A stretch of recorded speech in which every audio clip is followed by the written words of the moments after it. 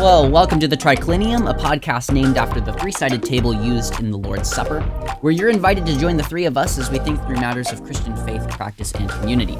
My name is Jacob Hawley. I'm here with my co-hosts Nate Lead and Eric Burgers. Today, we're going to be talking a bit about C.S. Lewis's The Great Divorce. This is going to be kind of the first in a slightly new turn for the way that we structure our podcast. We were just talking about this before we started recording.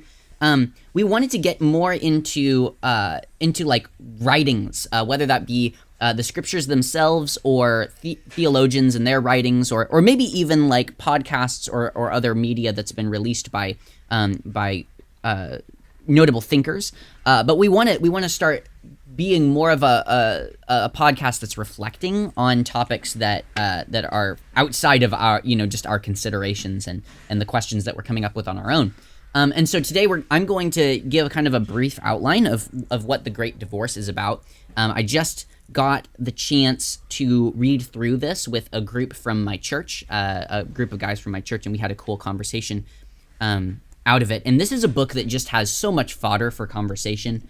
And so there's a lot to talk about. So hopefully we can get to some of the major, you could say some of the major proposals that Lewis has in this book, and maybe it'll inspire you to want to pick it up yourself. And so I'll turn it to the co-hosts, but I'd also like to ask specifically, like, firstly, how are you guys doing? But also, what was your what has your experience been with C.S. Lewis? Like, what things have you read of his? What do you think about his writings? How do you feel about them? I think that would be a good preface to our engagement today. So, let's start with Nate. Nate, how are you, and what do you think about Lewis? Yeah. Well, thanks for the intro, and I'm excited for this. I don't even know if it's like a shift or a change. It's kind of just more like we're just typing in new GPS coordinates, we're just starting to look at something in a different way. The topical conversations have been really good, but I think that our bread and butter has always been like, hey, let's discuss this topic. We love to send each other articles and podcasts and whatnot. So I think that's kind of a natural evolution just out of how we like to communicate with each other. So I'm excited for it. Right now, I'm dealing with what I could only describe as like an atmospheric pressure headache. So that's great. Atmospheric, wow. Yeah, breaking out the big guns. Seriously, it's what we do on this podcast. We say words that nobody else knows, even though atmosphere isn't really that big of a word.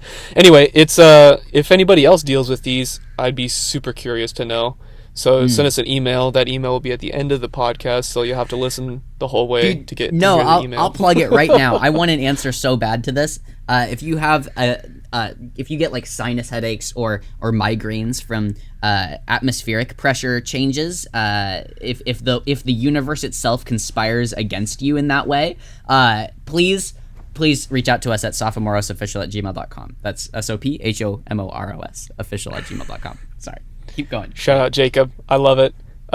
So anyway, I'm dealing with that. So if I'm a little bit more quiet this episode, then I apologize. But we're talking about Lewis today, which I love. I've read the Screwtape Letters. Obviously interacted with Narnia quite a bit, but Lewis, and I've read bits of The Great Divorce. In college, particularly, Lewis is often seen as like a really good. I don't know. He's one of those authors that non-Christians find really friendly to read, and I think that's because he's able to just talk about Christianity and religion and faith in such a different way. And his books have obviously, lasted 80 to 90 years into the future, just because of the way he talks about almost these eternal truths of good and evil and angels and demons, and some of these things that people almost think are lying right underneath the surface of reality, but we don't really know how to talk about them without getting into some weird territory. And I don't know, Lewis has always been so approachable, and so he lends himself to discussions of faith and religion really well. So I'm excited to be chatting about his work today. Sweet. Thanks for that. Eric, how about you? I'm doing well. I almost feel like we could start foregoing asking how we're doing podcast. No. We need the friendly opening. We need to be able to banter a little bit. That's like one of my favorite parts of the podcast. I listen back and I sometimes giggle at the things you guys say, like at the beginning of the podcast. I get to relive jokes, man. This is really great. You're not tired of horses yet? No, dude. I will never be tired of horses. We are co-horses. That's what we are. All right. I was surprised that nobody had made a joke about that so far, and I was of so course, close when I opened. I was so close. Oh, I was know. oh. I could see it. I was proud of you for holding back. That shows restraint and growth. I couldn't make it the whole time, but I made it a little bit. Yeah, Eric couldn't hold it for you. No. Yeah. Well, thank you for asking. I'm doing really good today. I actually feel like I've been given grace to be just kind of joyful, in a joyful mood today, even though I don't know that I would even say it was the best day, but yesterday was objectively not a good day for me. Too long to explain, not going to explain it on here right now, but just one of those days where most things goes wrong. And so I've been feeling good today, despite the background. In regards to Lewis, I think I'm pretty similar to like works that I've read to Nate, and I'll preface what I've read by saying that it's been a long time now that I'm thinking since I've read some of these works by Lewis. I think the most recent thing I read by Lewis was maybe last year. I think it was last year that I read Abolition of Man. I haven't read that one yet. Oh, you'd hate it. Okay. All right. It's pretty... well, to put it this way, my ethics professor uses it as a foundational piece for explaining natural law. Great. That's exactly what I hate. Okay, awesome. But I will I'll say go ahead and not read that one. It's like 84 pages, though. So it's a very quick read. Yeah, I have it. Okay. All right. It's a quick read. It's a quick and painful read for Jacob, is what you're saying. Yeah, I mean, it's Lewis. Give it a read. Maybe he has like something getting a that shot. Strikes you. Quick and painful. Maybe he says something that strikes you. Read it. No. Okay. Anyways. All right. Maybe I will do it. Anyways, so yeah, I think that's the most recent thing I've read. I've read parts of the Screwtape Letters. I don't think that I've read all of the Screwtape Letters. That was middle school the last time I read Screwtape Letters, so it's been over a decade. I've read Mere Christianity, of course, and I really feel like I've read part of The Great Divorce, but maybe I haven't. I'm not entirely sure. It could have been that I read it in a class that similar to what Nate... I don't know if he said it on the podcast or not. Now I'm forgetting and mixing things. But so long story short, I've read Lewis. I very much like Lewis. I think some people get rubbed the wrong way by him because of his kind of broadly ecumenical kind of feel to him sometimes. I've heard people critique him for being too broad stroked at times, but it doesn't bother me. I think I'm at heart ecumenical in my approach to the Christian faith. I think that's a good thing. I don't think that's bad if done properly. But yeah, I like Lewis. I think he's a very provoking figure. He provokes thought in ways, like Nate was saying, that you might not think off the rip about something. And I think at the heart of Lewis and what makes him so good is that he's a storyteller at the heart of things, really. And that's very evident about his relationships in his lifetime with Tolkien and some other Christian authors in his space that had quite an effect on him. And so I think because that's kind of his academic background and his bend, it gives him, he has a certain mastery to telling even perhaps cold hard facts or prepositions in kind of almost a painted way, an artistic way. Yeah. And I think that, to me, that's what makes Lewis so great to read all the time. He's just an excellent communicator, and does so in a way that's not boring, which I think is why a lot of people like him. So Yeah, totally. Yeah, I think that he is a storyteller, and I think that what that does for him, like or maybe even the way that he's able to achieve that, is, for whatever reason, Lewis is just deeply human. Like, yes. The way that he describes things, you're able to, like, man, it's like, okay, so a good example of this, like, I almost feel like I can only give it examples, and that will paint the picture. Okay, so there's a scene in the Magician's Nephew, which is the first of the Narnia books, where Aslan, who is like the god figure in the book, is being talked to about, I believe it's, is it Diggory? I think Diggory is the boy in that. I could be getting the name wrong. The boy in the book is talking to the lion, is talking to Aslan about his mother, and about his mother getting sick, and like has this deep desire that his mom would be healed, and he starts to cry, and then he looks at Aslan, and Aslan has tears welling up in his eyes, and the way that Lewis describes it is that you would almost have thought that the lion was more upset about it than I was, right? Like that somehow this god figure was able to empathize with him deeper than he was able to feel his own feelings. And like that's such a human thing, right? Like when someone's able to empathize with us almost to a stronger degree than we even feel we deserve, like that's huge, right? Another good one is when he's talking about storge, which is like a familiar form of love in the Four Loves, which is a book that he wrote, kind of differentiating the types of human love that we can have.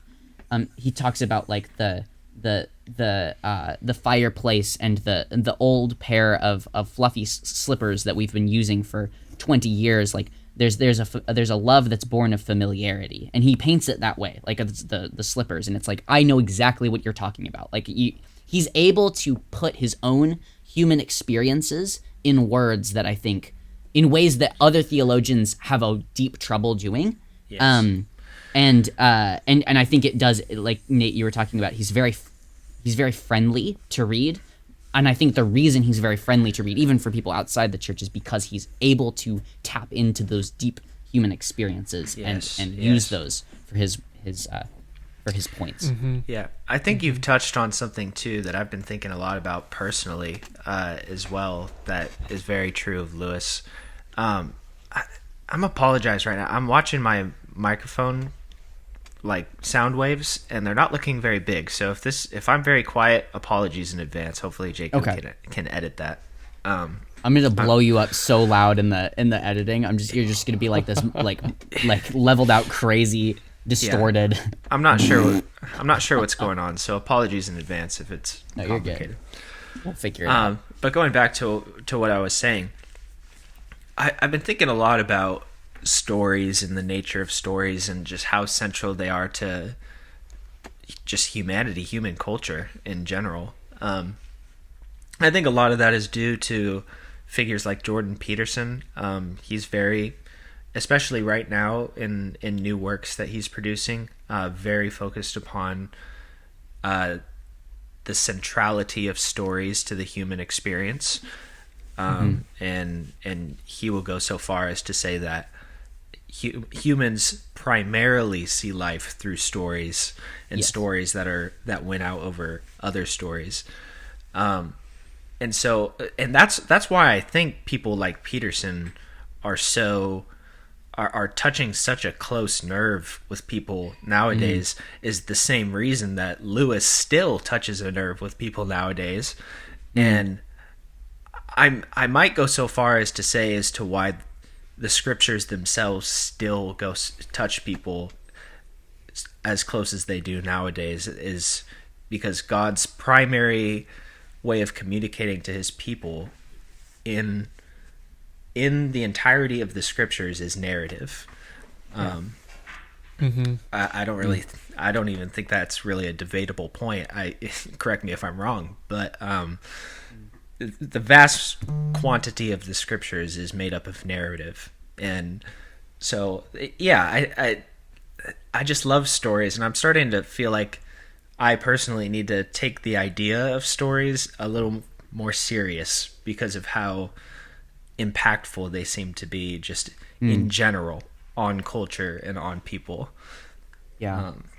Oh, absolutely. I have a funny and story, Lewis actually. embodies that is what I'm getting at. Yeah, so sorry, go ahead. Absolutely. Yeah, it's kind of funny. So I a couple years ago, like 10 years ago or so, this is going to be a really funny story, actually, because so about 10 years ago or so, funnily enough, the sport of volleyball, in particular boys volleyball, was completely dying in Japan. Like, participation was at an all-time low, and it was actually like for volleyball teams and for like the national team and whatnot, they were actually really worried that they'd be able to continue on the world stage in like the Olympics and in other international competitions, just because there was no interest. So then this anime comes out, okay? And for anybody who doesn't know, anime is just a way to tell a story. Yeah. Okay, Eric's ahead of me. So this anime was all about this volleyball team, in particular this one volleyball player who was short, and he wanted to join the volleyball team because he wanted to be like his idol, who was a short volleyball player as well.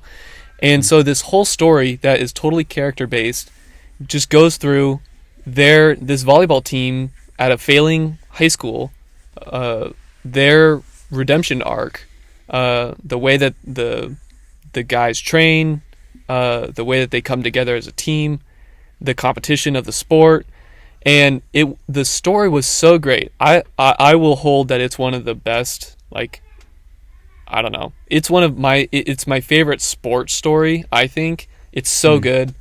It's called Haiku, for anybody who wants to know. And after this anime came out and started coming out, the amount of boys volleyball players surged to levels unheard of before. And so volleyball had ended up becoming one of the most popular sports in Japan for high school boys, which speaks to the power of stories. And it's so funny that just, an anime can come out and can inspire all these young men to join a team, to train really hard, to seek greatness, and do things that are really hard, to put their body through the ringer and to, try and be like this fictional animated story, like stories hold such a power. And I think that I remember hearing about that and then looking into it and seeing that it totally resurged volleyball in Japan. It was so cool. Yeah. One more cool. comment, and then we should probably get going on the Great Divorce. Oh, darn. Well, I also have something to say about stories. But... Sorry, yeah, you as well then too, Jacob, before. Yeah. But just to put that out there, we probably should get going on the Great Divorce. Yeah, yeah, for sure. But I think particularly, I'm sure this is probably true in some sense for the Japanese culture, but I have no way of saying for sure. I'm not a part of Japanese culture, but in the American context, in the American tradition, I think coming out of like things such as the Enlightenment and this kind of very deep, and this idea I think precedes the Enlightenment as well. There's a long buildup of this, but in the American tradition, there's such a heavy emphasis upon propositional, rational philosophy and thought. I think that's why people like Peterson are so popular today. and people who are really starting to re-tap into the power and nature of stories is I think culture, and it seems like, because of these modern figures, their type of audience they're attracting, particularly young men, are starving for stories because they've been so neglected over the years. There's pretty much been one story in the American context for a long time now, and it's power. Like power grabs between different cultural groups within the United States context. And I think people are kind of tired of that, and they're wanting a new story. And I think that's what makes Peterson so complex to me is he's offering literally the Gospels as the primary story right now. But I'm not sure I would categorize him as a Christian, so I don't. It's complex. So, anyways. Well, and okay, we could get into this another time, but I think that the reason I can't hear Jordan Peterson in his religious talks anymore as helpful is because it's all natural theology at its root. But anyways, we could talk about that another time. Yeah, but interesting stuff. But it's a spirituality born entirely of natural theology.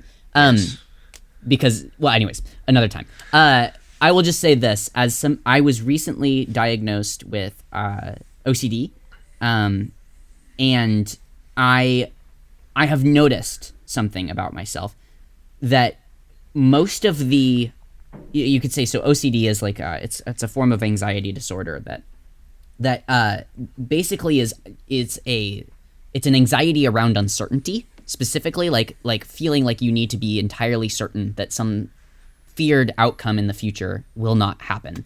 And I've noticed that a lot of the obsessions, which is the O in OCD, a lot of the obsessions and catastrophizing in my mind doesn't come from statistics or facts or propositional statements or logic. It comes from stories that I've heard. So I hear a story of someone who undercooked the turkey and got horribly sick. And now in my brain, unless I'm really sure that I've cooked the turkey all the way through, I'm going to get sick. Like, it's not like a possibility, it's like 50-50 I'm going to get sick, right? Like, and that's not like, if you take the broad scale, the statistics, it's not true, right? Like, most of the time we're fine. But just to again posit the power of story, most of the anxieties in my life are born of hearing stories, hearing people's accounts of their lives and taking them too seriously. So I do think that stories play a huge role in the way that we form. This could get into another topic at some point. But we can get there another time. I think I would like to talk about the Great Divorce now.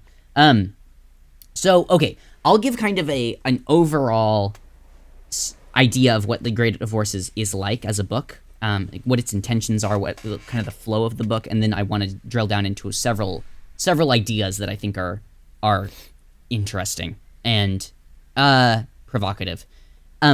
So Lewis basically is setting out to do something similar to what Dante does in the Divine Comedy, where he, in a very short form, he's trying to create a thought experiment based off of Christian teachings about what hell and heaven are and what they're like, and who are the types of people that go there, and what is it like to be there, and like kind of what are the contours and shapes of all that. And so the narrative starts with this man who is you could say he's the narrator of the story, but it's told from a first person perspective. And I actually think it might be Lewis. I think it's Lewis himself that is the narrator. And he is walking in what is called the Gray Town, and he's walking around, and there's nobody in the streets. And so he's walking through this city, this town. There's nobody in the streets. There's nobody for miles. It's like a ghost town. And as he's walking, he stumbles across a line of people looking to get on this bus. the bus is the vehicle that transports him and the rest of these people into heaven. You could say, or not necessarily the heaven, but what do they call it? The something like the paradise, perhaps. It's not paradise. He has a specific use for it, a word for it. I can't remember what he uses or a title. It's like something in like the mountains or something.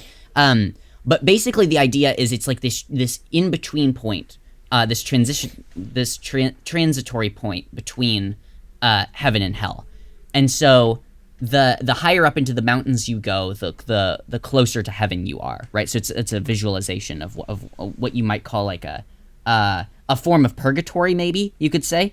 Okay. So they get on the bus, and there's kind of this lore that gets started about the town that they're leaving, because Lewis, his character doesn't really know where he is or where he's come from when he's walking towards the bus in the beginning. He just is like wandering through this town, clueless. And so he gets on the bus, and one of the characters starts kind of giving the backstory of this town, and says that the town is filled with people who, like, you could say they are like some of the greats of history and a lot of just average and normal people. But there's so much quarreling in the town that people keep moving. So they get into fights with each other, and then they move away from each other, and they go and set up a town somewhere else, or they set up a settlement somewhere else.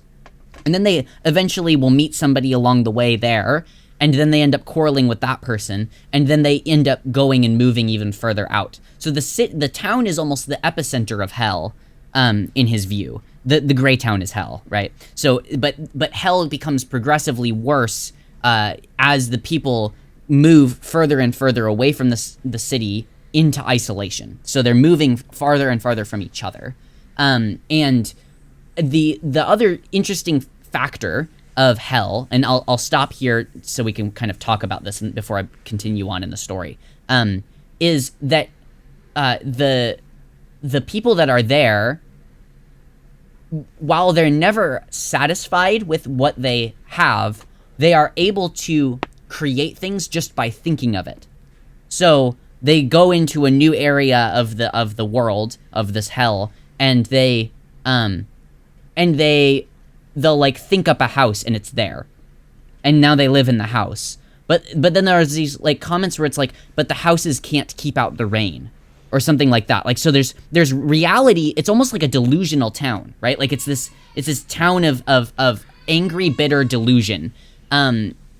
And already you're kind of getting the contours of how he's painting the afterlife, which is that you could say hell is just less real. It's filled with people that are delusional, that are, you could say, they want their own way and they want to create their own world, right? Like it kind of takes you back to the Eden narrative that you'll be like gods, right? But they are gods that can't really do anything effectual beyond delusion, right? They can affect their own perceptions of the world, but that's it. They can't actually affect the real world in and of itself. And so everything is kind of illusory or imaginary, or like not, to some degree, just not substantial in hell.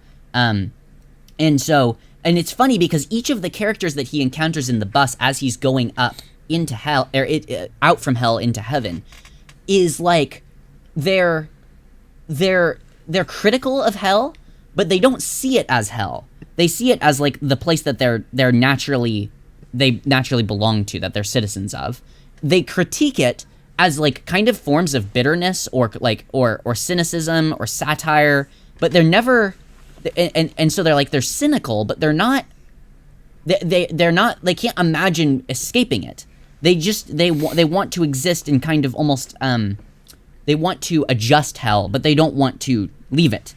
They can't imagine leaving it. And so there's this really odd, like they won't call it hell. Like they don't even know that that's where they are. Because they believe that they're in their own, you could say, paradise, and it's just, or maybe they're in their own, they're in a land that has the potential of paradise, but they're just they just aren't there yet. Like, they just need to go farther away from the civilization, or they need to create this new house, this bigger house, or this new settlement, or they need to, whatever it is, and then they'll be in paradise, and they're never satisfied. So anyways, I'll start with that. What do you guys think of, I'll ask it in this way. What do you guys think of attempts to analogize hell to something that's different than what the New Testament describes it as? Because this is obviously what Lewis is doing. It's not, he doesn't have hell as like eternal fire or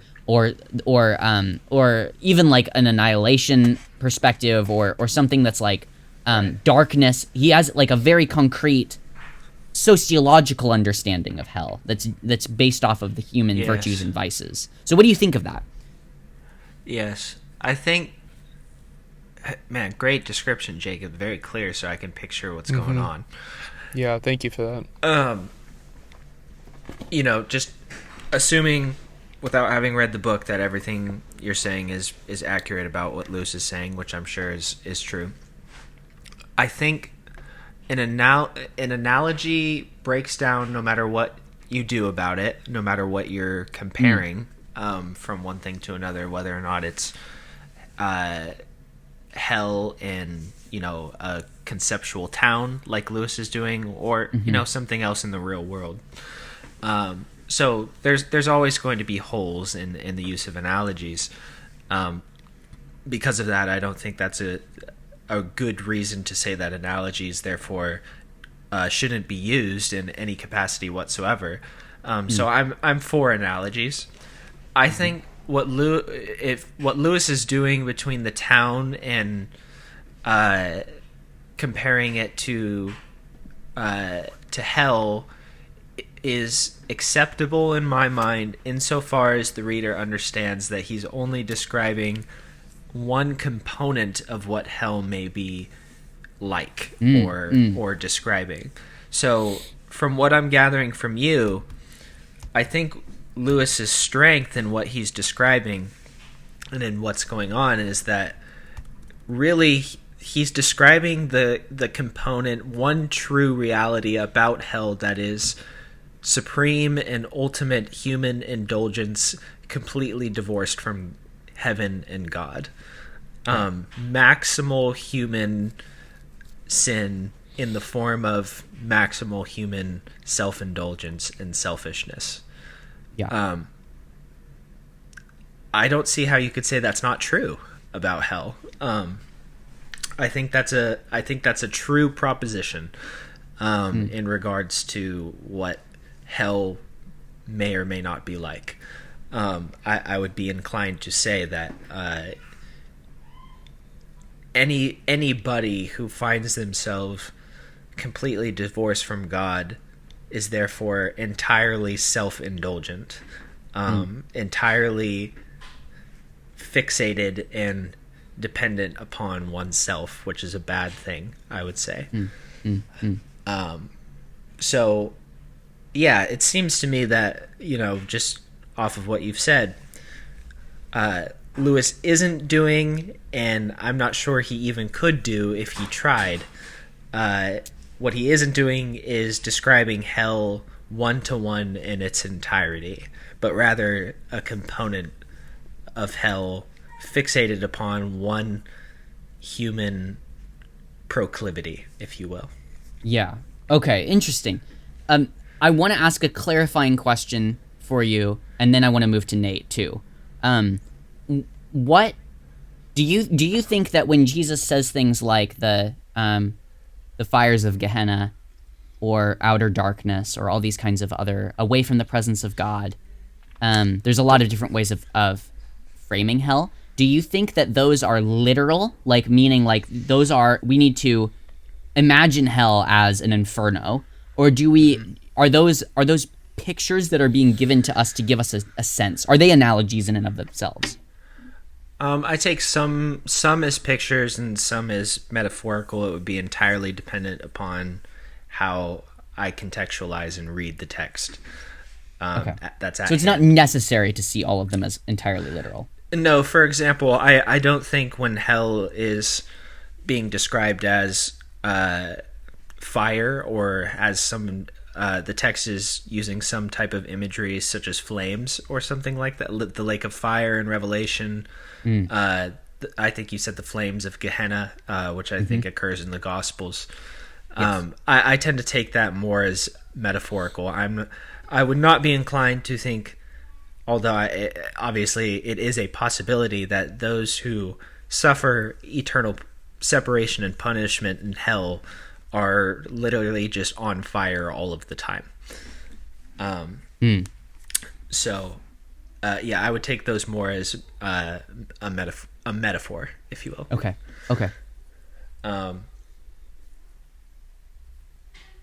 I think I'll leave that there.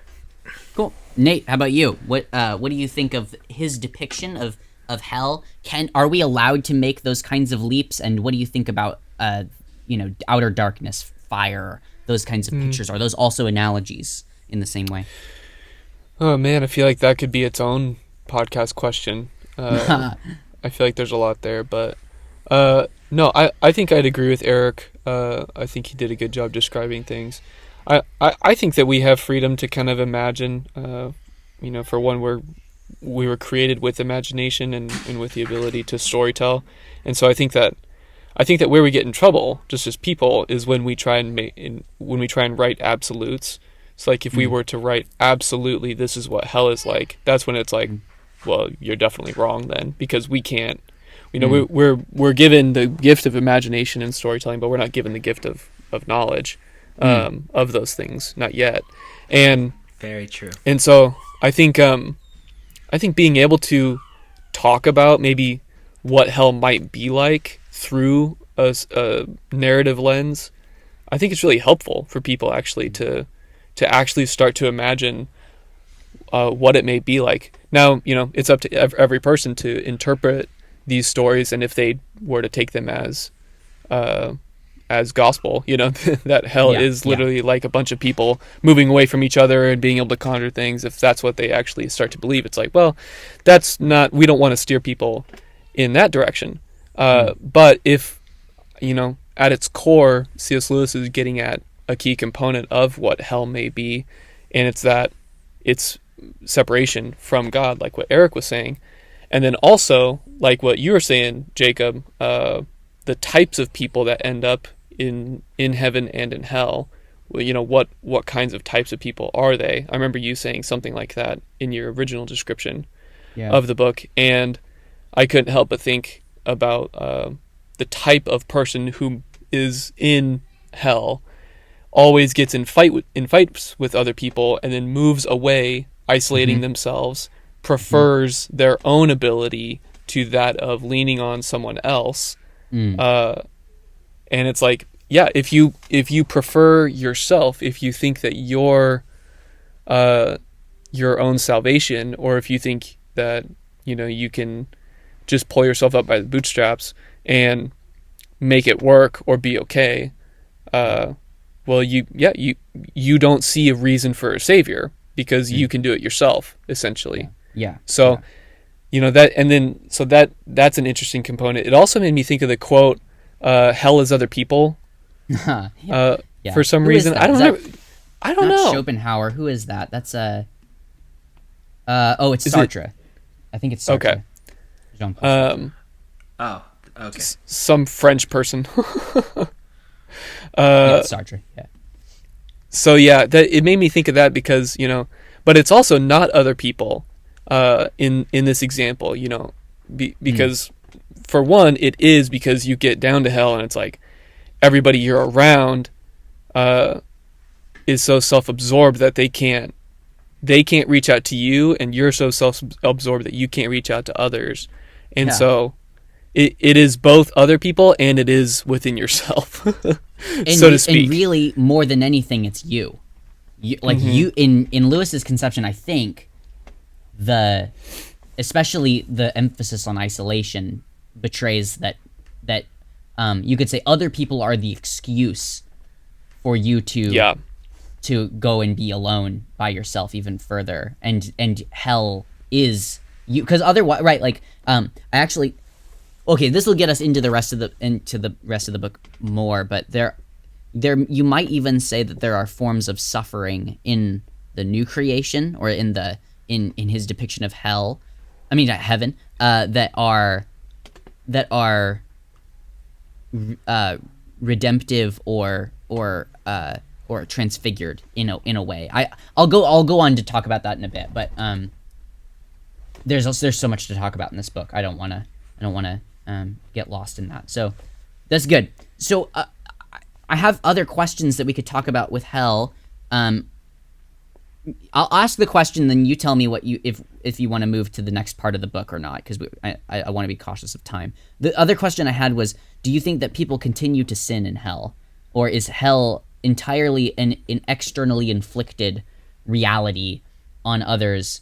In the sense that, like, I think a very common way of modern people to describe hell is that it's basically being trapped with yourself in your sinful state forever. So the selfishness, the pride, the fighting, the quarreling, all of that is what makes hell into hell.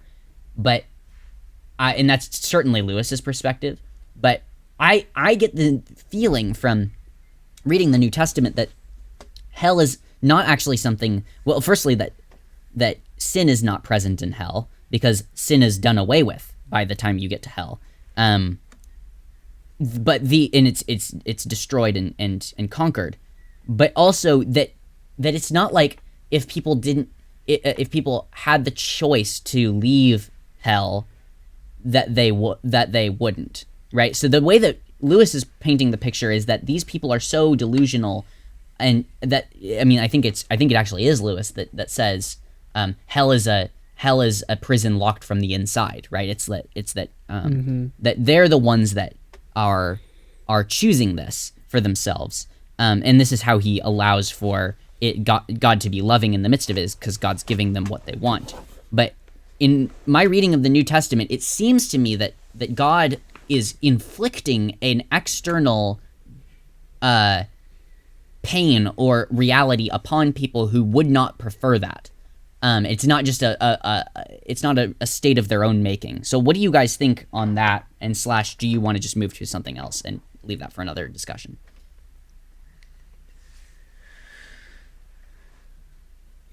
Oh man, it might be wiser to leave it for another discussion, but I'll give a crack at it. Go ahead. Because I have been I've actually, in just my personal thought, I've been thinking about heaven, probably because it's just come up in podcasts and things I've been reading recently.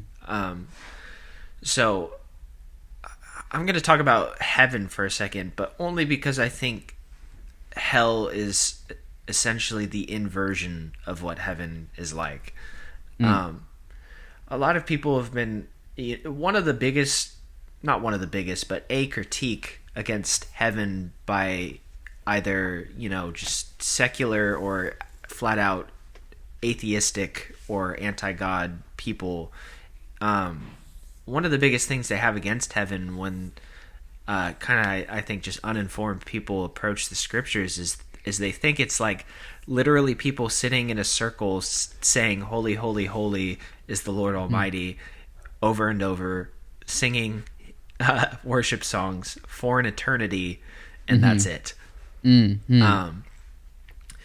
And obviously I disagree with that. I don't think that's what heaven is going to be. They're singing Chris Tomlin. It's not like just singing Holy, Holy. That's boring. They're singing Phil Wickham up in heaven. I'm just kidding. That's a joke. That's a good one though. That's hilarious. Some say his songs are still going. Yeah. I don't think that's what heaven is going to be like. I think what heaven is going to be like is, first of all, rooted in the character and promises of God. And primarily what I think it's going to be like is what the scriptures point to, which is an eternal, restored relationship with the Creator himself. And because of that, and because it's rooted in his own character, I think that means eternal joy and happiness, as the Bible describes it, kind of poetically, I would say, is every tear being wiped away in the book of Revelation. Sure. And then, so I think it will be that. And then to put some more meat onto it practically, I think, as Revelation describes it, it's the eternal state is going to look like new heaven and new earth.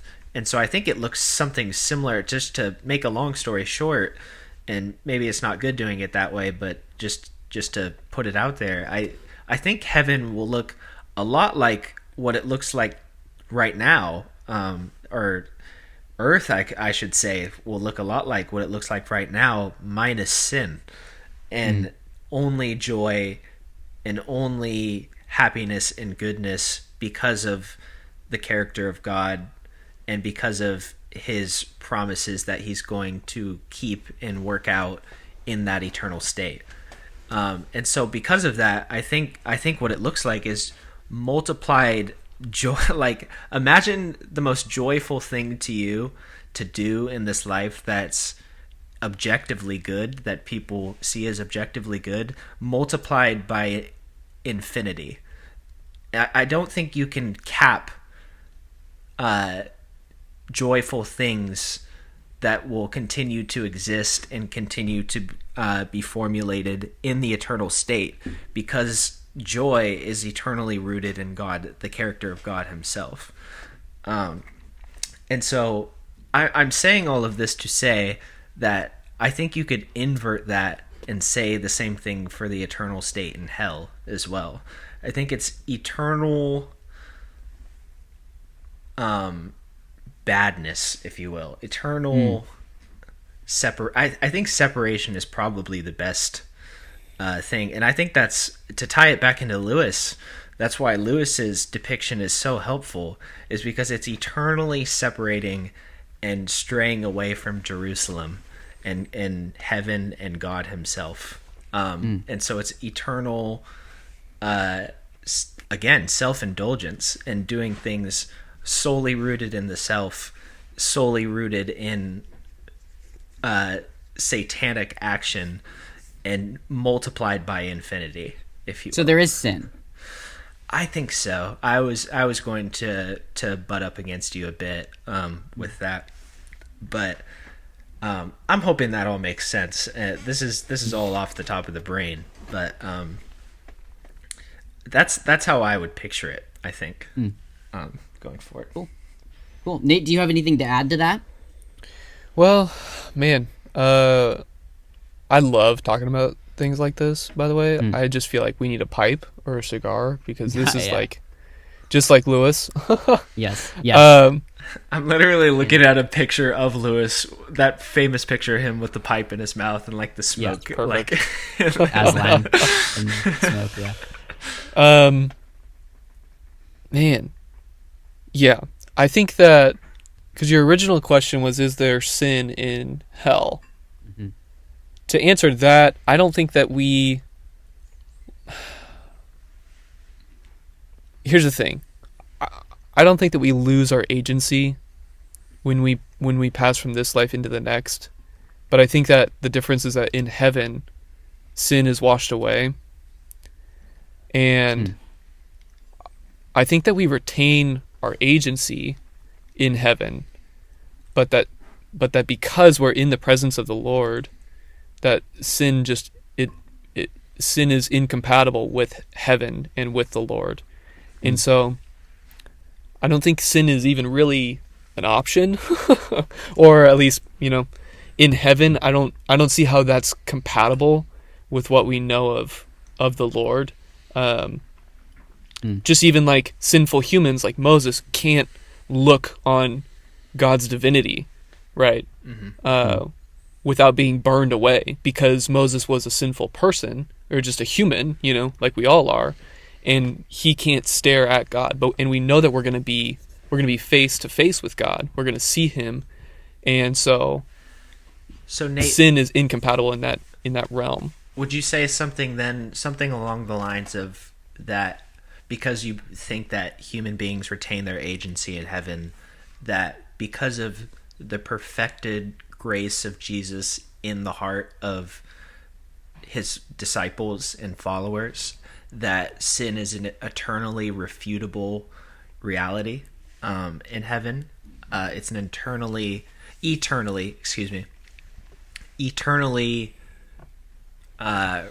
rejected state because of God's grace.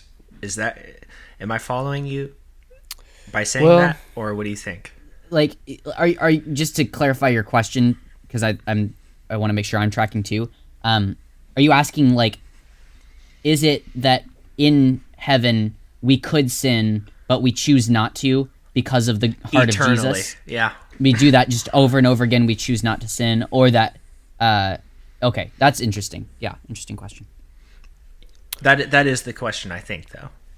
Nate, what do you think? Yeah, I guess I'm not sure. I could be missing some scripture just in that analysis. So if you have any like scripture that may butt up against what I'm saying, then I'd love to hear it. But when I think about heaven and being in the presence of God, Mm-hmm. it doesn't seem compatible or congruent in my mind to be able to sin in the presence of God in heaven. Does that make sense? Mm-hmm. It does. I have hesitations about the language of like God can't be around sin. I understand where it comes from and I understand the impetus for it, but I think that it makes some really odd. You could say it makes you have to do some weird gymnastics with the crucifixion, because Jesus becomes sin and is God. God becomes sin for us and dies, and so it's like I just think it becomes a motivating factor in our atonement theology that is maybe doesn't need to be there, and if it doesn't need to be there, we don't have to deal with a lot of the gymnastics. Yeah, maybe I'm wrong then in what I was saying about kind of the eternal realities of joy versus wickedness in hell, because where was I going with that? Because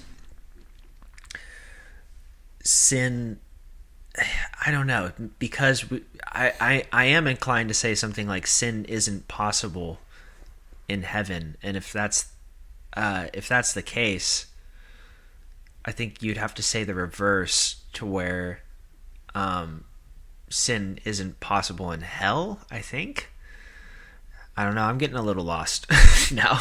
Yeah, well let's maybe, I think maybe we should shelf this conversation for another time. Let me clarify one thing. Go ahead. Because I can't remember who said it, Jacob or Eric, but it might have been Jacob. But the idea was posed that we have the ability to sin in heaven, but we just choose not to over and over and over again. Essentially, is that what was said before? Yeah, we were asking kind of if that's your said perspective. that, Yeah. Oh, gotcha. Okay, you were clarifying that to my position. Mm-hmm. Yeah. Yeah. I'm not sure entirely. I guess we can talk about it at a different time, but yeah. Okay, let's move on. The only reason I want to shelf it is not because it's not interesting. It's just I had 4 things I wanted to talk about for the Great Divorce, and we've done one of them. So I just want to make sure that we get to some of the. Yeah, seriously. How long can we go on this one? Do you guys want to go a little longer on this? Are we cool to go to 6, or whatever that hour mark you could say on this? Yeah, one? you said 7 to 9 originally, so yeah, I'm cool for another, say 30 to 40 minutes. Sweet. Yeah, we'll make this we a can long go for one a bit longer for our patrons. I mean, and by patrons I mean ear patrons, because we don't get any money off this. Not yet. We don't. Just kidding. I don't. We're making a Patreon right now. Yeah, that's right. No, we're not doing it. We can't do it. This is that monetizing friendship is not good. So anyhow, okay. So the next. Okay. So going back to the story. So they're on the bus and they're flying out from because the bus begins to fly. I should have said that. The bus begins to fly, and they all are flying further and up and up and up, and eventually they come to a new realm. And one of the interesting things about the realm is as they get higher up, like Lewis describes that he begins looking around the bus and the people change. Their appearance of them changes to be like more ghoulish looking the higher up they go. So that like it's almost like there's a clarity that's setting in about what they really are as they're down in the Greytown. So they get off the bus, and all of them are described as being ghost-like, all of these people on the bus. And they get off the bus, and like the ground is it's described as like more real than they're used to. Like the grass feels like it's sharper and stronger and like it could poke right through their feet. And like everything just feels like there's I'll read from a scene here that might help the picture a little bit. There's a guy that he sees going towards an apple tree later on in the book. This is in chapter 6 or 7, I think. And it says, I could see him feverishly trying to fill his pockets with the apples. Of course, it was useless. One could see how his ambitions were gradually forced down. He gave up the idea of a pocketful. 2 would have to do. He gave up the idea of 2. He would take 1, the largest one. He gave up on that hope. He was now looking for the smallest one. He was trying to find if there was one small enough to carry, because they can't handle the weight. It's too heavy, right? So the amazing thing was that he succeeded. When I remembered what the leaf had felt like when I tried to lift it, there's a scene where he tries to lift a leaf and he could it weighs like 80 pounds. I could hardly help admiring this unhappy creature when I saw him rise staggeringly to his feet, actually holding the smallest of the apples in his hand. There's another piece where he describes what it's like. He says, if the grass was as hard as a rock, I thought, would not the water be hard enough to walk on? I tried it with one foot, and my foot did not go in. The next moment, I stepped boldly out onto the surface. I fell on my face at once and got some nasty bruises. I had forgotten that though it was to me solid, it was nonetheless in rapid motion, because he's stepping out onto a river. When I had picked myself up, I was about 30 yards further downstream than the point where I had left the bank. But this did not prevent me from walking upstream. It only meant that by walking very fast, indeed, I made very little progress. So, of course, this is Lewis. He's like, a master at describing, and you get a very vivid picture. But the world is just realer. And so, when you were talking earlier, Eric, about the new creation being like this one, but just a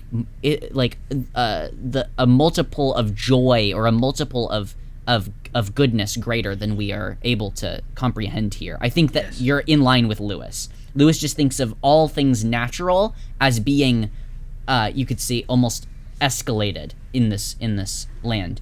And there's another reality to all of this, that because it's the journey is up the mountains, the higher up the mountains, the more real they become, and the more real things get. So it's like even here at the base of the mountain, before they've gone actually up into the mountain, there's it's like they haven't hit the fullness of reality yet, even though it's so much more real than they're used to in hell.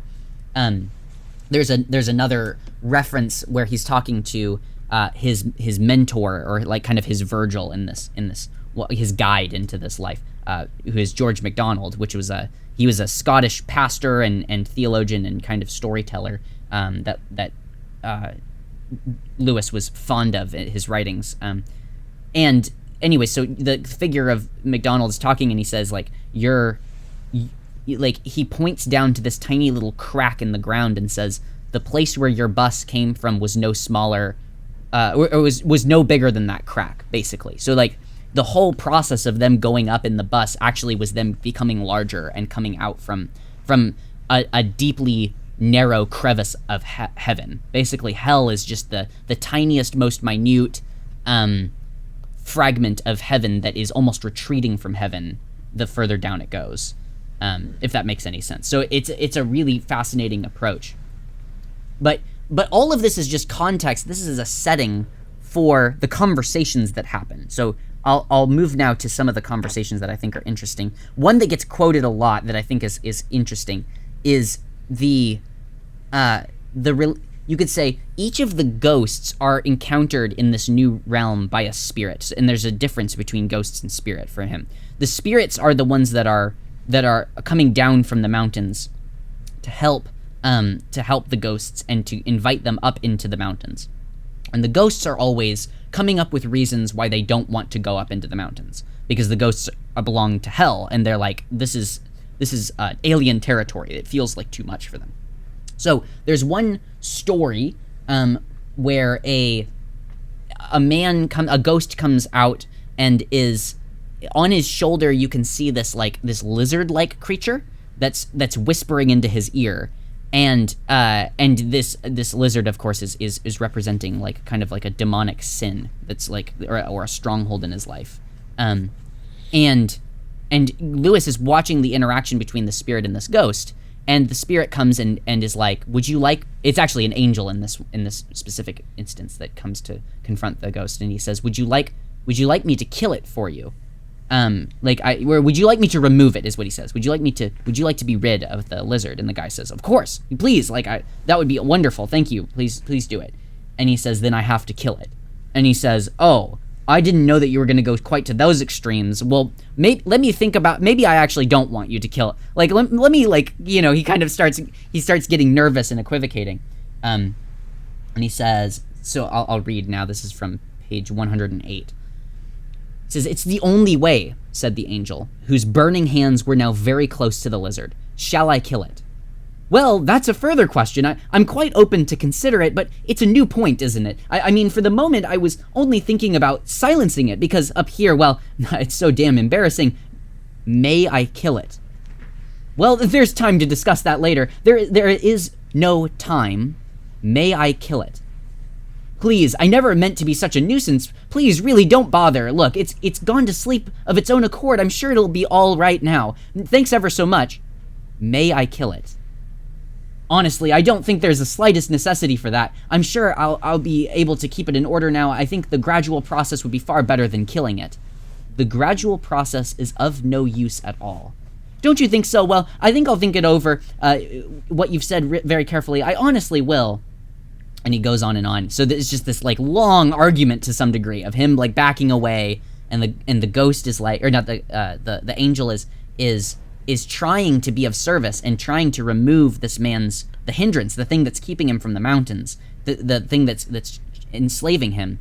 And the man is terrified of it. And he says, have I your permission? This is on page 110. Have I your permission? The angel said to the ghost. I know it will kill me. It won't, but supposing it did? You're right. It would be better to be dead than to live with this creature. And at that point, he's finally able to give up the lizard. And the moment that the lizard, this is maybe the most fascinating point from all of it, is the moment that the lizard is obliterated, it actually is transfigured, and the lizard becomes a stallion. So before, the lizard was riding on this man, and he would, to some degree, you realize that the man was the beast that this lizard was riding. And then, after the angel does his work, the man is able to ride the stallion. And I think that the metaphor here is that there are lusts, there are passions, there are loves that we have that we can become enslaved to in a way that makes us the animal that the vice or the love, the passion is riding. We are being ridden. And I think that that's a very good way of, I love that approach to thinking of sin as almost a disordered love, a love that's taken over in a way that's not good. So maybe I'll move into that. What do you think of the idea, and sorry, that was such a long preface, but what do you guys think of the idea of sin being a disordering of the loves, or a love that's gone bad, basically? Because that's a huge part of how Lewis describes it in the book. It comes up in almost every one of his dialogues.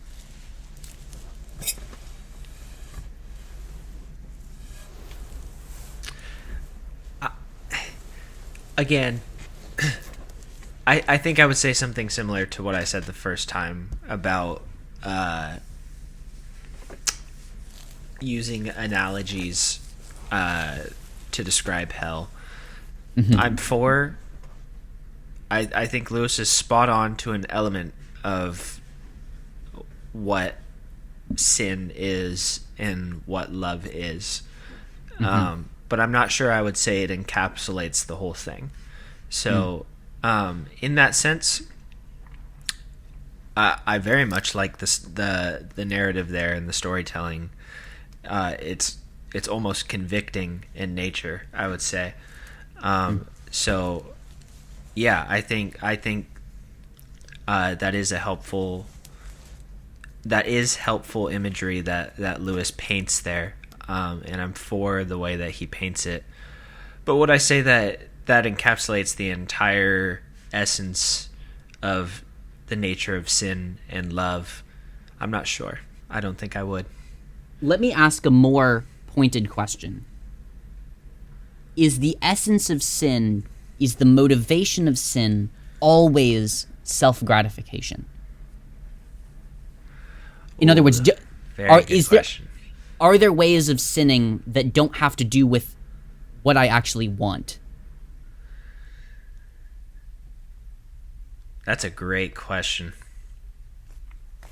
That is a great question. I think probably, yeah, I'm inclined to say no.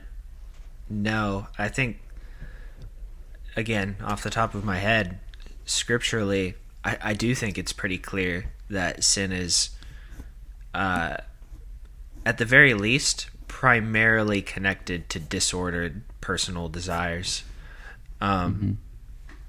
So maybe I would say something similar to, because I'm still inclined to say what I said the first go round there to your first question. Maybe I would say something similar to how I would approach atonement theories, in that I think that, oh man, I'm forgetting the name of penal substitutionary atonement, in my view, is one of the more central atonement theories. But that's not to say that other atonement theories don't have weight or aren't important or are irrelevant in its entirety.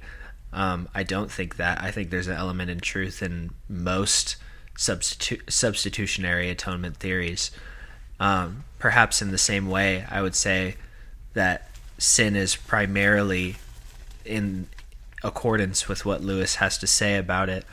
But there's subcategories that sin touches as well, aside from self-gratification, because perhaps it is primarily connected to one's personal disordered desires, but I think it's also fair to say that,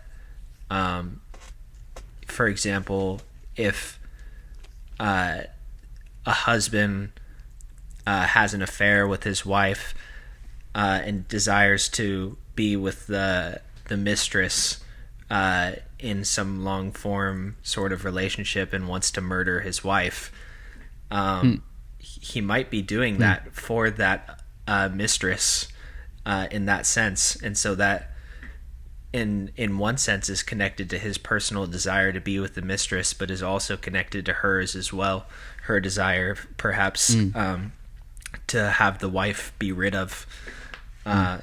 Is that making sense? So there's an element of what Lewis is saying to, yes, it's always connected to personal desire as sort of the central element of it, but I think it can also be connected to the disordered desires of others as well.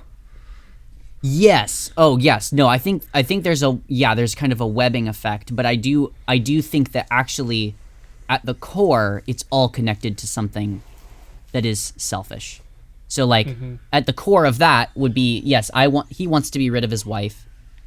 His mistress also happens to want to be rid of his wife. Let's say that he didn't want to be rid of his wife and the mistress did, and he did it anyways. I still think that the reason he did it is because he wanted to be someone who pleases his mistress. Yes. And that's still a selfish thing. He wanted to be someone that he didn't want to be abandoned by her, or he didn't want to upset her or whatever, because it would have adverse effects to their relationship for him. It's selfish at the end of the day. Yeah. Yeah, I think that's still in step with my thought there. I think that would still highlight the centrality of one's disordered personal desires. I'm more trying to guard against saying that it's only that, because I think there's, like as you put it, a webbing effect that affects neighbor as well, in relation to the nature of sin. Good stuff.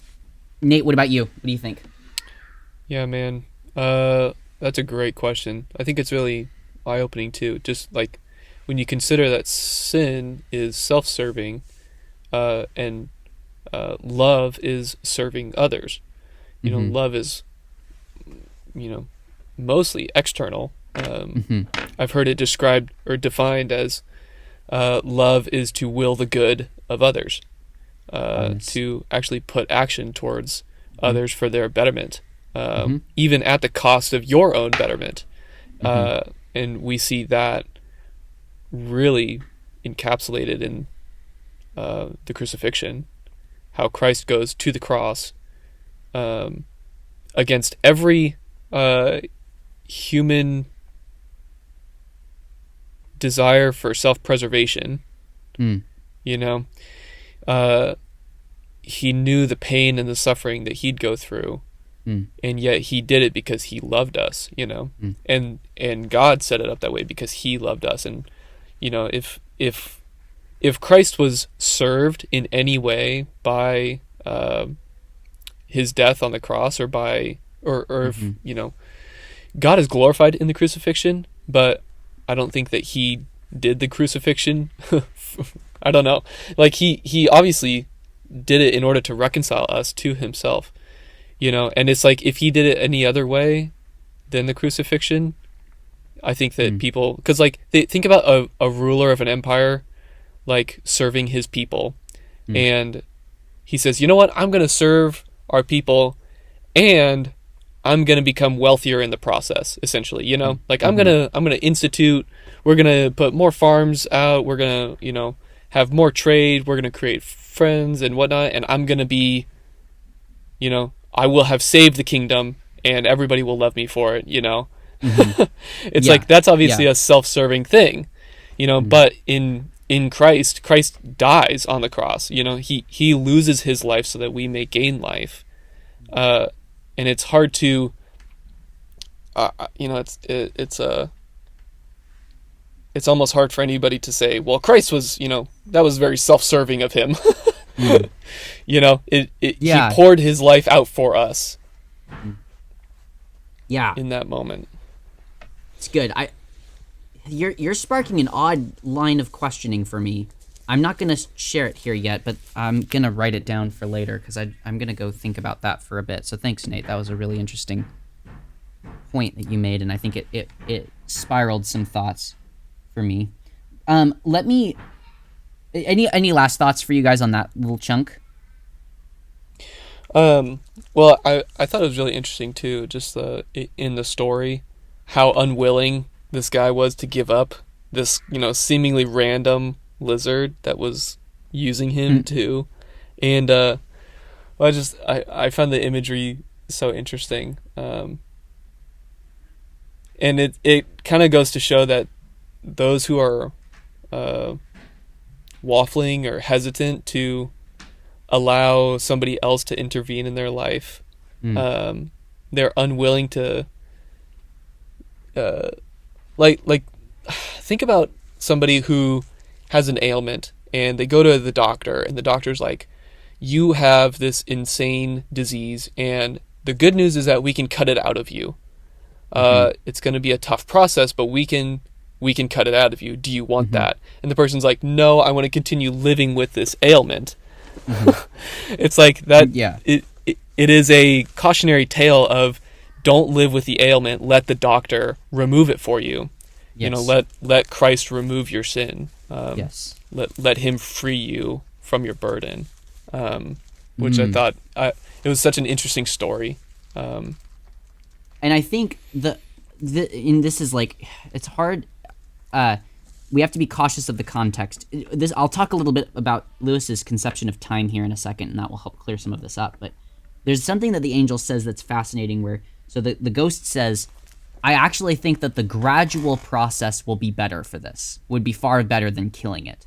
The gradual process, he says. So basically the slow weaning off of it or whatever else he has imagined, like, rather than a cold turkey kind of approach.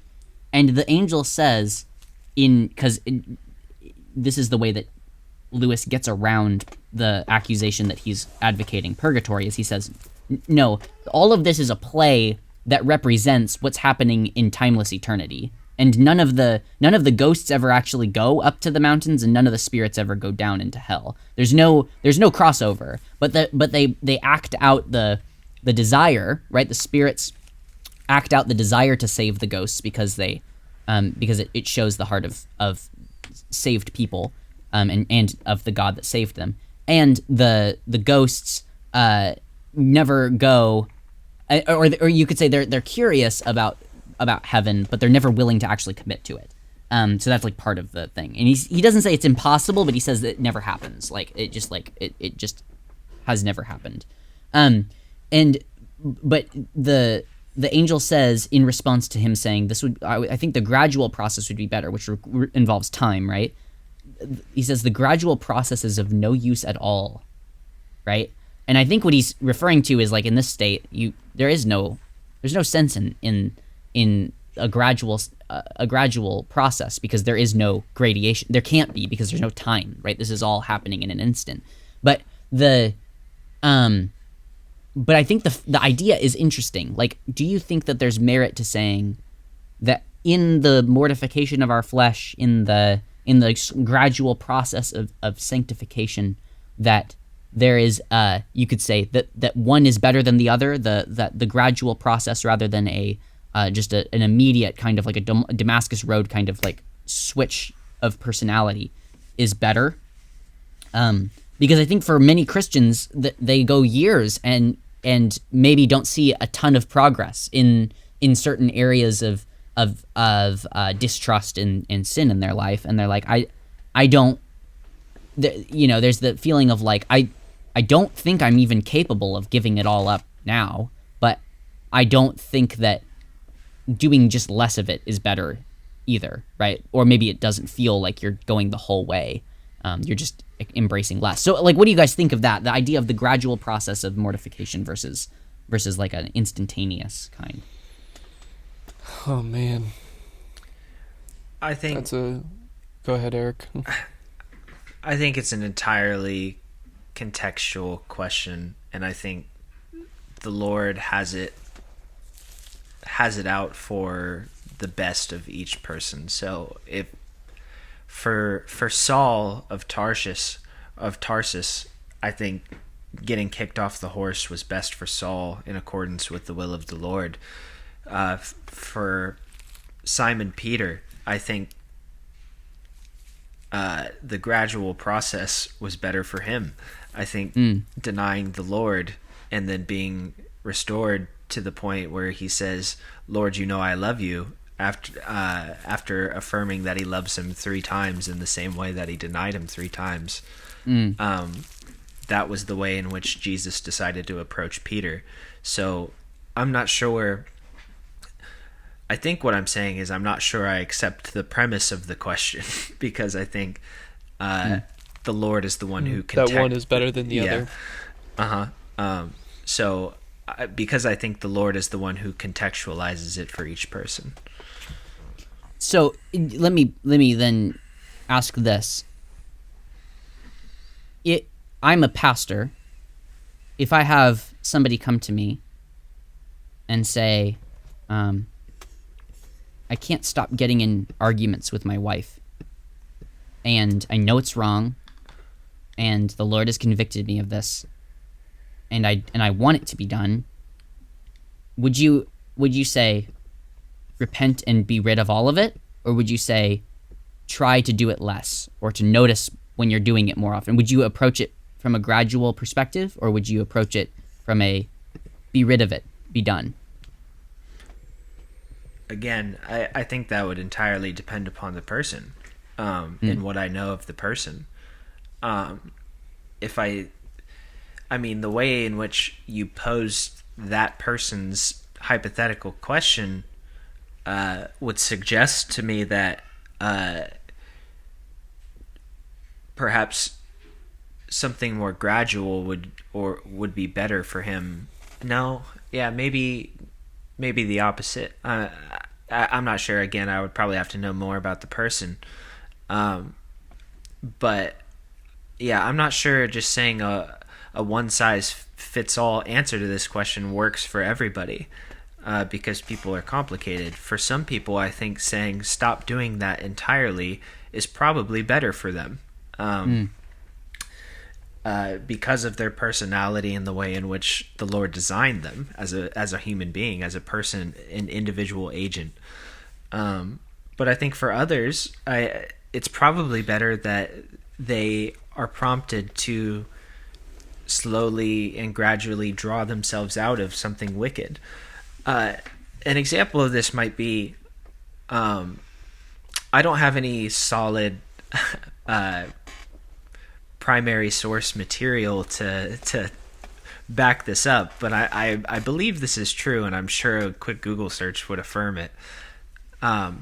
It's my understanding that pastors in the early days of the founding of America, and I think, probably before that, I would imagine as well, would carry around with them those who are involved with people who struggle with addictions, and particularly what I have in mind here is alcoholism, would carry around with them small bottles of whiskey. And the reason that they would do that is because for somebody who's, say, struggles with alcoholism, for example, saying to that person, yeah, just cut it all off right now, when they're, super deep in their tendencies and in their addiction and their struggles, that would probably kill that person, honestly. And that's not, in my mind, the best course of action. I don't think it should be for anybody. And the reason pastors would carry around, small bottles of whiskey or alcohol is to slowly drag that person along into less and less of a tolerance for it, so that they're gradually brought away from the sin of consistent drunkenness in that state. And so that's just a metaphor or example to say that for that person, a gradual pulling away from the sin is better for that person. But then to draw back to somebody like Saul, who already had a rigid Jewish background to him as a Pharisee, and already a very cutthroat approach to cleanliness and rigid moral structure, I think getting kicked off the donkey was best for him, and saying stop doing this was best, and he stopped. He stopped murdering people once he was kicked off the horse. Right. So yeah, I'm drawing out these analogies to say that, in short form, that I don't think it's a one size fits all question. There's a huge, I feel like that in and of itself could be such, I would love to have an episode talking about how sanctification works, because I think that's a huge question. In what sanctification even means. Like, I think there's some room to discuss that as well. Because, like, obviously, pastorally, it would not be good if someone came to you and was like, man, I just can't stop raping. Like, I've tried, but I just can't stop. That's to be like, to it. Yeah. well, what if you raped just twice a week rather than 4 times? Like, that's a terrible. That would not be a good pastoral That's a great approach at all. Point. Yes. But at the same time, I think nowadays we are very much geared towards the gradual approach, because we recognize the frailty of humanity. But then there's certain sins that we're like, no, you just can't ever do that again, right? And probably for good purpose. So it's like, it's just a complicated situation. Nate, what were you going to say? Oh, I was just going to totally agree with you. And for one, Eric, I think you did a great job explaining that out. And I'd agree with you on the, it's contextual based. But, to try and tie it in with Jacob's example, because Jacob, you went to a pretty extreme example. As I often do. Yeah, I was going to try and maybe go, like, stick with the same context of somebody who comes and you have a pastoral conversation. He's like, I my wife and I get in arguments a lot, and I hit her a lot. Right. In those arguments, and it's like, well, in that instance, I'd say you should stop doing that. Yes. Yes. You should not abuse your spouse. That's not loving. I would recommend on the get kicked off the donkey approach. Yeah. And then in terms of, and what I'm not trying to say here is that it's one size fit all for those situations. Obviously, it can be totally different. But when it comes to like pastoral conversations, I think you do have to have some nuance. But in those types of like sinful scenarios, I think it is better to just stop doing that. Yeah. So here's something I want to point out that I noticed in thinking of just quickly off the top of my head all those examples. There's a common thread amongst all of them if you think about it. The ones that we mentioned so far is hitting your wife, and I'm gonna say this like really provocatively because just to make the answer obvious. There's hitting your wife, murdering your neighbor if you're Saul. What was the other? Like, to add another one would be, say, I think it would rub me the wrong way if somebody's like, well, I just can't stop lying. I'm just gonna lie a little bit, only a couple of times a week. That still rubs me the wrong way, like as if somebody were to say, well, I only murdered once this week, or rape was the other one. I only raped twice. The common thread in all of those is they're all threats against your neighbor, against somebody else. Whereas the one example where I think, I can't speak for you all, but for me at least, where it doesn't rub me the wrong way, if there's a gradual drawing out of it, was alcoholism, because it's entirely within one's self to stop doing that thing. It's not it might have ramifications for how you act towards your neighbor when you're not sober, but it is something that you're dealing with that primarily affects you. It's still not good to drink 8 times a day or something like that. But it's something that can be dragged out personally, whereas the other one immediately affects your neighbor in the very nature of the sin being committed. Yes. Yeah. That's a good point. I feel like there's a deeper conversation here. I think so. Okay, let's see. Well, you know what? Is there anything else I want to bring out of this? Let's converse more about that another time. I think maybe we come to a close. Maybe there's one other thing I can see here. Oh, there's one other thing I wanted to bring up. So here's I wanted to talk about what it means to be saved in Lewis's perspective. And there's this common theme too throughout the book of all of the ghosts that you meet are not the people that you would think would be in hell. That's like a very common. So the people that are in heaven, there's a couple of them that are like you would not think they're the ones in heaven. So one of them's a murderer that comes down to meet his old boss. And so this guy's a murderer. He's the spirit, so he's the good guy. His boss is the ghost that's coming up out of the bus. And his boss is like completely concerned about what he deserves and what his and his rights and all this stuff. He's like, I never did anything all that bad in my life, and I've tried to live as good as I could and all these things. And so that's a common theme in what like the people, the figures that you would think would be in hell. Another one that is a great example of this is there's this little old lady that's walking alongside a spirit, and is like just complaining. Like for a full straight page, Lewis writes out this dialogue of her just complaining over all these tiny little things.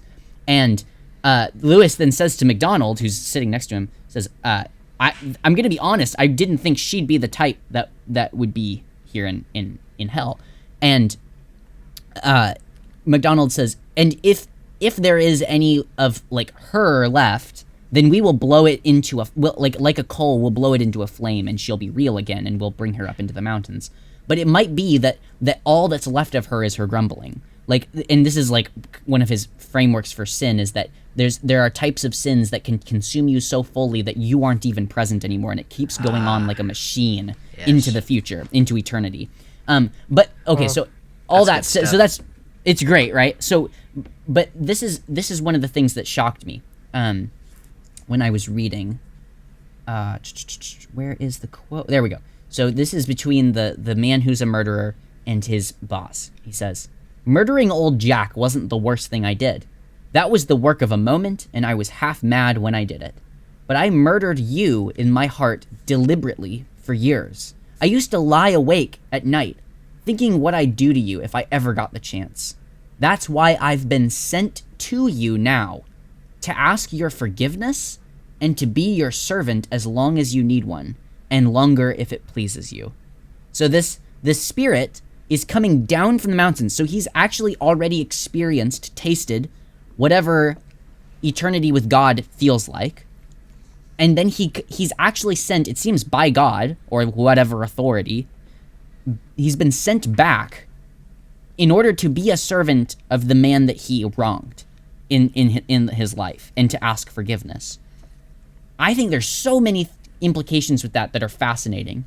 But one of the things that was fascinating to me is the idea of service being not just something that we do here as a form of showing our discipleship to Jesus, but actually the upside down kingdom remaining upside down even in eternity. And you could say the good, our hearts being so formed by the love of God that service is actually our nature again. That to be of service and of love to our neighbor is not something that's forced or legislated, but is natural. It's within our hearts to us. So what do you think of that? Yeah, I think what immediately came to mind to me was the conclusion to the temptation of Jesus after being tempted by Satan. The gospel accounts, I'm not sure if all of them say it. I probably John doesn't, but I would imagine the synoptics do include the temptation of Jesus in all three, I believe, but I'm not sure they include this part. It says, when he was finished being tempted by Satan, the angels came to him and were ministering to him. That immediately came to mind, and I think it's because those beings which were that close to God, Jesus in that instance primarily, their first action after suffering endured by Jesus was service, just as you said. So that's immediately what came to my mind. I don't know if that strikes well with you, but so then here's the question. If there is no suffering, or at least no tears, we say, in the, and this is what I was talking about earlier when I was talking about like perhaps redeemed forms of suffering. The deeper question then is, who is it that we're serving in the afterlife? Like, is there a way of saying, because in this instance, Lewis has painted the one coming from heaven as actually sent to someone in hell to serve them. Is that too far to say that? Because, like, obviously, I mean, so what should be coming maybe to our minds is Abraham's bosom and that whole narrative with Lazarus. Just came to my mind, yes. And Lazarus asks for service, and Abraham says, or not, is it Abraham or is it Lazarus that said, I can't remember. The rich man asks for service, and Lazarus or Abraham, one of the two, says, I can't. I'm sorry. There's a great chasm between the two of us. Yes. Is that indicative? Was that a parable? Is that indicative of an eschatological reality of what it will be in the ultimate days? Like, will we even be able to interact with those who have been sent to hell? Yeah, I think because of that passage, likely not. I'm just not sure how you couldn't draw that out of that passage. Perhaps you have a way off the top of your head, but yeah, I would be inclined to say no. That you can interact with such people. And in relation to what Lewis has to say, I think it's a good metaphor insofar as it's drawing out a really stark point on service and its centrality to the human experience. And again, you could back that up, I think, with the angels ministering to Christ after his suffering and temptation. Mm-hmm. But I'm not sure that I would take that as a point to say, even perhaps to say that Lewis is trying to say that in the eternal state that we minister to people in hell. I'm not sure that that's what I don't know that he would say that. No. He's trying to do either. So as a metaphor, again, as purely a metaphor to describe the goodness of a certain practice or virtue, I think that's fine. And as you said, I don't think Lewis is trying to say that that's what the eternal reality will be like. And as long as people have that in mind, I think that's fine. But in light of texts like that one in Luke, which I believe it's in Luke, I would not be pushed to say that in the eternal state that we have some sort of ministerial connection to those in hell. I would stand by the words of the servant who suffered, or is it Abraham who says it, that says there's a chasm that exists between me and you. Mm-hmm. I think one of the hard things about that reading is it leaves you in one of two places, because it's obvious that Abraham and Lazarus are capable of seeing the suffering of the rich man. They can see it. They're audience to it. And that means one of two things. Either there is an eternity of pity, which I don't think is compatible with the wiping away of tears. An eternity of the saved looking at the damned and saying, if only I would have had the conversation with my grandmother, or if only I would have reached out to that person across the street, or if only, right? Either that, or, and this is, I think, Aquinas's view, and Aquinas, I think, is like, if I'm right that it's Aquinas, this is a horrific view, is that there's joy in the saints watching the burning of the damned. But it can't be, I don't think it can be indifference, because there's audience. You're watching it. So, even if there's a chasm, I think that you put yourself in a weird position either way. Of like, either you enjoy the damned and it's part of the joy, or you're sympathetic to them, but you can't do anything about it. And I think there are some people who have used this as a way of actually that argument as a way of dismantling a vision that hell is eternal. There have been people who have gone that far, because it seems so difficult of a dichotomy. I don't know if you have an answer to that. I don't know if I have an answer to that. Yeah, but it is a difficult. I would have to think about that more for sure. Yeah. I could not, and scripturally, I'd have to. Some passages come to mind, but I'd have to meditate on them more to give an answer. I think we're rubbing on time, and I think Nate's feeling kind of sick, so we should probably wrap it up. Speaking of Nate, do you have anything to conclude with? I feel like we haven't heard from you in a while. Oh man,